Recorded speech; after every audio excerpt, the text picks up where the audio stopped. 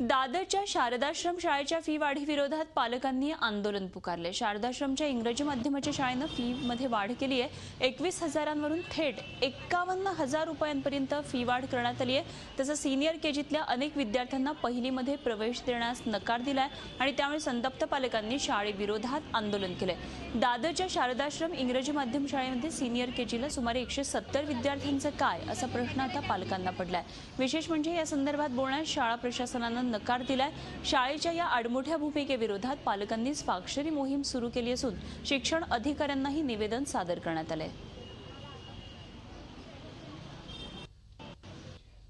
दोन मुद्दे आहेत। एक तर पहिला मुद्दा असा आहे की त्यांनी जी फी वाढवलेली आहे त्यासाठी आम्ही सांगतोय की आमची फी कमी करा, की जेवढी खरोखर आहे जी 15% तुम्ही इन्क्रीज करायला हवी होती तर ती त्या 15%च्या हिशोबाने इन्क्रीज करा, ही आमची एक मागणी आहे।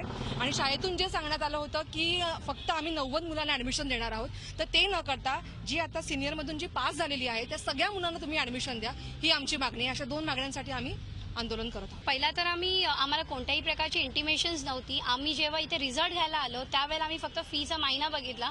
फीच्या महिन्यामध्ये आम्हाला कळून आलं की असं फी वाढवली गेली आणि ती पण 150% वाढवून गेली आहे। तर यासाठी आम्ही पहिला आमच्या नॉर्मल प्रिन्सिपलकडे गेलो, त्यांनी आम्हाला कमिटीकडे जायला सांगितलं।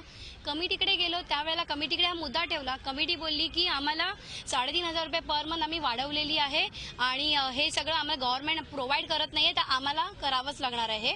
आणि सेकंडली त्यांनी त्यांच्या तोंडून हे पण निघालं की ती लोक फक्त 90 मुलांना ऍडमिशन देणार। झी 24 तास रहा एक पाऊल पुढे।